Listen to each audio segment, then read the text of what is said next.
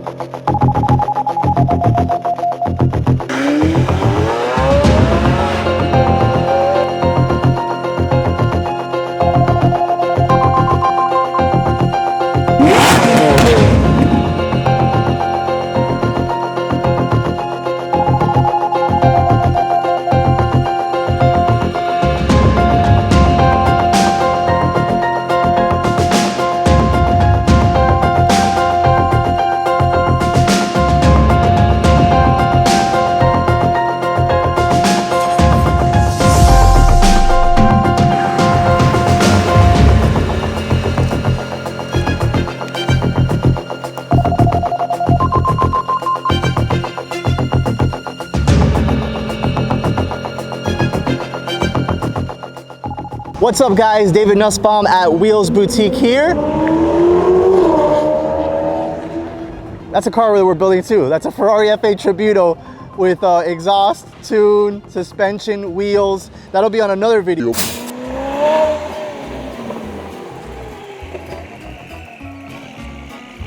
Novatic.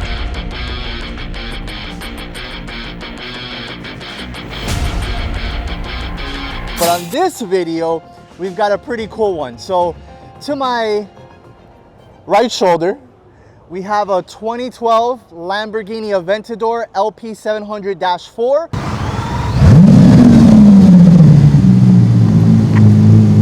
Which is one of the first model years for this car. I think the first model year might have been around 2011. So one of the very first Aventadors. And then to my further right shoulder, we have the brand spanking new 2022 Lamborghini Aventador LP780-4 Ultimae.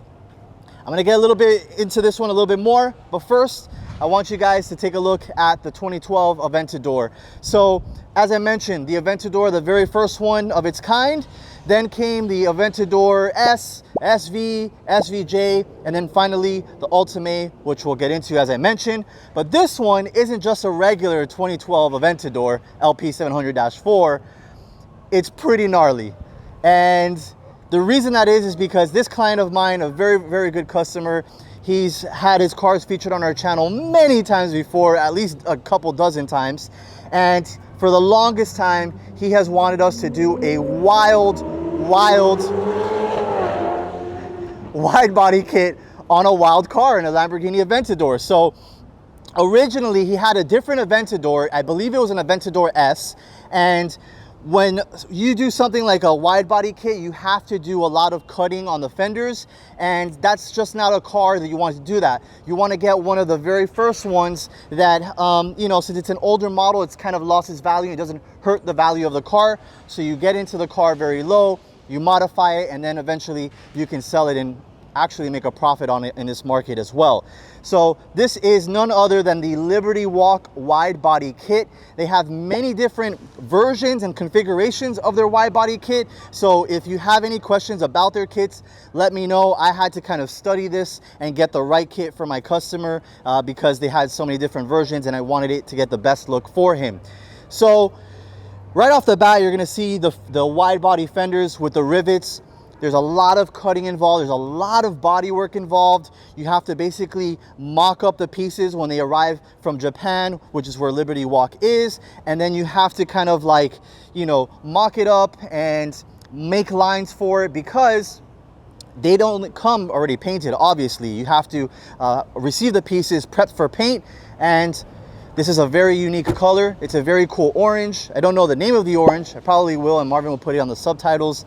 But when the pieces come in, you've got to match the car's color with all of the bodywork. So there's a brand new bumper, the fenders, of course, front and rear, the rear section, and this gigantic whale tail of a wing. So after it goes into paint, then you have to, of course, install it. You have to do some of the cutting of the original fenders. So there's a lot of work involved. And with a kit that is this substantial, nothing ever really fits the proper way as it should. You kind of have to massage it a little bit and make sure that everything is right. Otherwise, you're going to have some gaps or fitment issues and things like that. And that's why it takes so long to build something like a wide body kit the right way. You could have it built very quickly with a shop that doesn't really know what they're doing, and then it kind of comes out looking very weird. It'll come out looking like when you show up to a Cars and Coffee, people notice, hey, there's something off on this. But we take our time with this. We make sure that everything is perfect, and in that way you get the final result, and we made no compromises, cut no corners. Continuing on about the wide body kit, you've got this gigantic, basically tabletop of a wing in carbon fiber. We could eat our lunch off of it if we want. Gigantic uprights. This is a little bit adjustable. You still have the deployable spoiler here. You can also have a module to make sure that that doesn't pop up anymore, which you've gone ahead and done, I believe. And then you have a brand new diffuser, carbon everywhere, the side skirts. Working our way to the front, you got a front spoiler, which is absolutely gigantic. And then right here at the very top, you have the front trunk lid that's carbon fiber as well. So the entire hood is carbon fiber. If I pop this open, you'll see the carbon fiber on the underside, but my customer wanted a two-tone paint. Some people do the full hood in orange or in the paint of the car, which, you know, then you don't know it's carbon fiber. And then others do it fully carbon fiber, but then it doesn't kind of go well with the rest of the car. So in my opinion, this is the best way to do it. You have the two-tone carbon fiber exposed here, and then this carbon fiber portion of the hood is painted in orange. Then you look at the stance, and you wonder, how can this car drive at this level? Well, the secret is that it really can't. Because if you were to try and go over anything, even leaving this little parking lot here, you would probably rip off the entire front bumper, side skirt, and the rear diffuser. This car has air suspension. It's a completely custom kit. I looked around, nobody was making an air suspension kit for this car. They were scared of the suspension. It does have a traditional inboard suspension from factory, so we completely removed that. And we have the air suspension. So there's different levels. There's the driving level and of course the parked level. When it is parked, it looks absolutely incredible. You can put this on a magazine. The customer is absolutely gonna love it. And of course, when you go to the driving height, you press a little button, which I will show you a little bit later on, and it'll air, and then it'll drive, and you'll be perfect. So I actually love the air suspension a lot. It's a really neat party trick when you show up to the shoot location, and Marvin was driving this car and he just aired it out, and you hear it and it goes down. It looks really, really fun. Another thing that we did is an IPE exhaust, which spits out flames like you would not believe. It sounds like a bomb is going off every single time there's an upshift or a downshift. And we were driving through this parking lot here, and a bunch of people were pulling out their cameras because Marvin started to rev it. I tried to rev it in the Ultimae with the stock exhaust, and it made it seem puny. Honestly, the IPE exhaust is a full system. We had to do a DME tune as well. It made the factory exhaust sound very puny. I don't think we're gonna touch our exhaust, but we'll get into that a little bit more. But definitely, if you have an Aventador, Aventador S, SV, SVJ, the IPE exhaust is an incredible, incredible system for this car. The last thing I wanna talk about is, of course, the wheels. So with a wide body kit, you just can't have any wheels on it because they'll be so sunken into the fenders. And of course, on this car, I believe we did a 22 by 14 ANRKY AN31. So you heard that right, 22 by 14 inches wide. So we did a 335 25/22 tire on the rear. This allows you to get a massive, massive lip. I mean, this looks like at least 6 inches, 7 inches, maybe even, and a huge concavity. You have brushed smoke for the center face, polish for the outer lip. So we were actually toying with the idea of having the outer lip in orange. And when ANRKY sent us the wheels just like this, I showed the photos to my client, and we both agreed that this is a really, really crazy setup. The reason that ANRKY sent it to us like this is because whenever you're trying to paint the outer lip, you have to have the car with it and the other pieces as well. So the person that's painting the outer lip and the body panels of the car can spray everything at once. While we were at it, we also refinished the brake calipers. So there was a lot of stuff that went into the paint booth at once. The calipers, the bodywork of the car, and not the wheels, because when we saw it, we actually loved it. And down the road, he might want to change it. So Without further ado, I really want to get into the Ultimae. So let me first jump into here, do the air suspension so you guys can see that, and you guys can also hear the IP exhaust.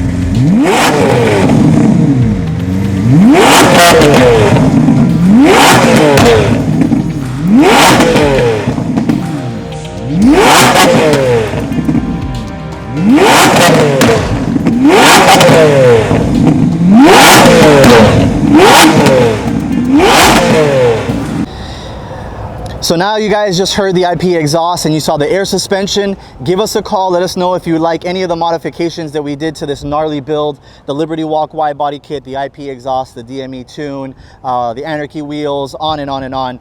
But now without further ado, let's get to the moment that everybody's really been watching. They probably just fast forwarded anyways, but we have the Lamborghini LP780-4 Ultimae. So the final edition, we believe, of the Aventador. And I say we believe because they keep saying, hey, this is going to be the last hurrah and something else comes out. But I believe, and they've told us that this is going to be the very last one. So right off the bat, you're going to see a couple different things that are different between the very first model of the Aventador and the very last model of the Aventador. The first one I see, because I'm a wheel guy, is the way that the wheel setup is. You have center lock configuration, which I believe that they first introduced on the Aventador S, or it might have been the SV, and then the SVJ had it as well. On the older cars, it's a traditional 5-lug bowl pattern. So that's something that a lot of people don't even realize. It cleans up the design of the wheel very well. Even with this wheel, not a bad looking wheel. The fitment is of course off, so we could always improve that, but it's not a bad looking factory wheel, and I think a big part of that is because of the center locking nut.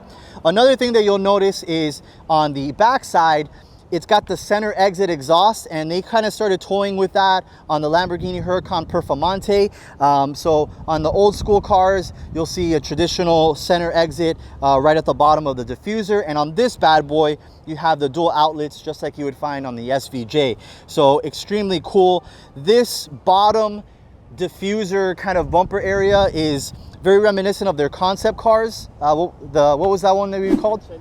Centenario. They have so many concept cars based off of the Aventador, and this takes a huge page out of that book. It looks almost identical to it. So the way that we spec this car is with a color called SE30 Viola.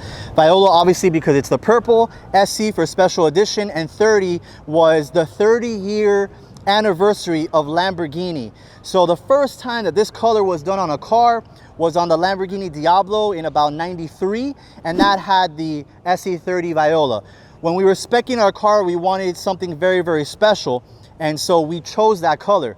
Now we purchased this car from Prestige Imports, which is basically the biggest Lamborghini dealership in North America, for sure down here in South Florida.